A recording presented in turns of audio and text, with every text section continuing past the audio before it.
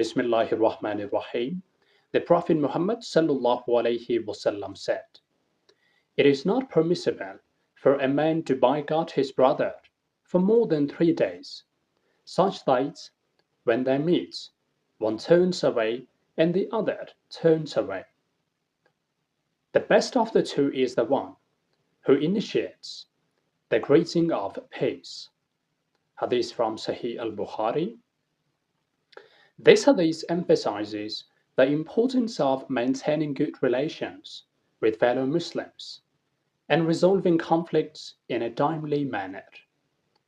The Prophet Muhammad sallallahu alaihi wasallam encourages us Muslims to reconcile with each other within 3 days and to initiate a greeting of peace as a sign of goodwill.